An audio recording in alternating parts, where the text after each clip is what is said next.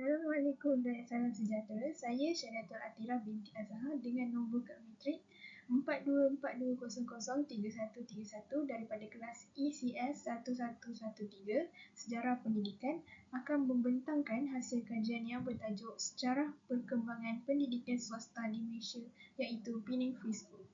Kajian ini pada awalnya dilakukan untuk mengetahui asal-usul sekolah dan juga perkembangan yang berlaku di sekolah tersebut. Latar belakang penubuhan Penang Free School. Sekolah ini merupakan sekolah aliran Inggeris yang pertama di Malaysia dan yang tertua di Asia Tenggara yang ditubuhkan pada tahun 1816. Pendorong ke arah penubuhannya adalah atas daya usaha Ketua Paderi Tanah Jajahan Prince of Wales, Reverend Robert Spark Hutchins. Beliau mengemukakan cadangan kepada Company Hindia Timur supaya menubuhkan sebuah sekolah untuk anak-anak yatim dan miskin tanpa mengira agama dan keturunan. Justru itulah sekolah ini dinamakan Penang Free School. Pada awalnya, sebuah rumah di Love Lane telah disewakan bagi tujuan mendirikan sekolah tersebut. Pertambahan pelajar menyaksikan sekolah ini berpindah ke kawasan baru di Green Lane. Sekolah ini menjadi sekolah bantuan Company Hindia Timur sehingga tahun 1866 dan kemudiannya diambil alih oleh pemerintah negeri-negeri Selat. Pada awal Januari 1920, pentadbiran sekolah ini diambil alih oleh Kerajaan Persekutuan. Keupayaan Penang Free School dalam memberikan pembelajaran yang bermutu telah berjaya melahirkan tokoh-tokoh negara yang berwibawa. Seterusnya ialah struktur pentadbiran. Penang Free School mempunyai struktur pentadbiran yang tersusun rapi untuk memastikan operasi sekolah berjalan dengan lancar dan efisien. Berikut adalah elemen utama dalam struktur pentadbiran Penang Free School. Yang pertama ialah pengetua. Pengetua bertanggungjawab ke atas keseluruhan pengurusan dan pentadbiran sekolah serta menjadi pemimpin dalam memastikan kecemerlangan akademik dan kokurikulum. Yang kedua adalah penolong kanan. Penolong kanan terbahagi kepada tiga iaitu pentadbiran, hal ehwal murid dan juga kokurikulum. Bagi penolong kanan pentadbiran, ia menguruskan hal-hal berkaitan pentadbiran, jadual waktu dan pelaksanaan dasar-dasar pendidikan. Bagi pendidikan hal ehwal murid pula, ia bertanggungjawab terhadap disiplin pelajar, kebajikan dan juga keselamatan murid. Yang akhir sekali iaitu penolong kanan kokurikulum menguruskan aktiviti kokurikulum termasuk sukan, kelab dan persatuan untuk memastikan perkembangan holistik. Selain daripada penolong kanan, terdapat juga guru-guru kanan yang membantu pengetua dan penolong kanan dalam bidang-bidang tertentu seperti akademik, kokurikulum dan pembangunan murid. Seterusnya, terdapat juga lembaga pengelola sekolah yang menjadi sebuah badan yang terdiri daripada wakil-wakil daripada komuniti, alumni dan kekitangan pendidikan yang membantu dalam membuat keputusan besar serta menyediakan sokongan kepada sekolah.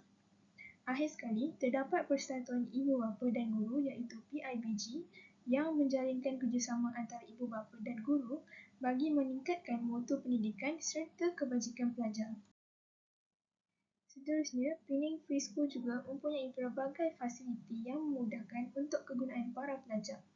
Penang Free School mempunyai bangunan bersejarah dengan seni bina kolonial yang unik, dilengkapi dengan bilik darjah yang luas dan lengkap.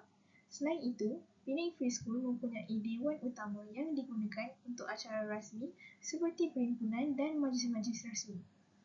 Penang Free School juga mempunyai perpustakaan yang tertua di Malaysia serta memiliki buku yang banyak. Terdapat juga makmal sains dan makmal komputer yang memiliki kelengkapan peralatan moden yang lengkap untuk kegunaan subjek seperti sains dan juga ICT. Bukan itu saja, sekolah ini mempunyai padang yang luas untuk aktiviti sukan seperti bola sepak, rugby, kriket dan terdapat juga gelanggang tenis dan gelanggang bola keranjang. Selain itu, sekolah ini juga menyediakan surau untuk pelajar yang beragama Islam bagi menunaikan solat dan aktiviti kerohanian. Akhir sekali, sekolah ini menyediakan asrama untuk pelajar yang tinggal jauh dari sekolah dengan kemudahan asas yang lengkap. Bagi program pengajian dan kurikulum yang ditawarkan, terdapat dua tawaran yang difokuskan iaitu akademik dan kokurikulum. Bagi akademik, sistem pendidikan kebangsaan telah mengikuti sukatan pelajaran yang ditetapkan oleh Kementerian Pendidikan Malaysia. Subjek utama yang dipelajari ialah Bahasa Melayu, Bahasa Inggeris, Matematik, Sains, Sejarah dan Pendidikan Moral.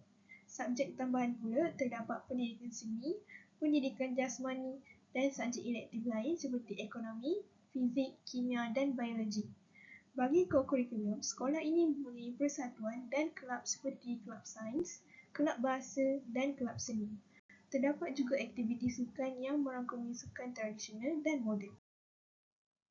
Sedikit sebanyak fakta menarik mengenai Penang Free School. Penang Free School merupakan sekolah tertua yang ditubuhkan di Malaysia dan Asia Tenggara. Penang Free School juga telah dijadikan sebagai sekolah arkib negara kerana telah melahirkan tokoh-tokoh hebat seperti Tunku Abdul Rahman Al-Haj yang merupakan Perdana Menteri Malaysia yang pertama dan Tan Sri P. Ramlee yang merupakan seniman terhebat suatu ketika dahulu. Selain itu, seorang pelajar tempatan telah mengharumkan nama sekolah ini di peringkat antarabangsa dalam Sukan Commonwealth dalam pertandingan judo. Akhir sekali, dalam semua mata pelajaran telah digunakan dalam bahasa Inggeris serta penambahan bahasa iaitu bahasa Perancis. Secara keseluruhannya, Penang Free School menjadi model bagi sekolah-sekolah Inggeris lain di Tanah Melayu serta meletakkan asas bagi sistem pendidikan berorientasikan barat di rantau ini. Sekolah ini juga menyumbang kepada perbezaan sosio-ekonomi di kalangan rakyat kerana pendidikan yang diterima di sini memberikan peluang pekerjaan yang lebih baik, terutamanya dalam pentadbiran kolonial. Selain itu, sekolah ini juga membantu mewujudkan jurang antara kelas sosial dan menyumbang kepada perkembangan masyarakat elit yang terpisah daripada majoriti penduduk luar bandar. Hal ini menggambarkan latar belakang dan perkembangan pendidikan di Penang Free School serta kesannya kepada masyarakat di Tanah Melayu. Berikut adalah rujukan yang telah digunakan dalam kajian ini. Sekian, itu sahaja pembentangan daripada saya. Semoga memberi manfaat. Terima kasih.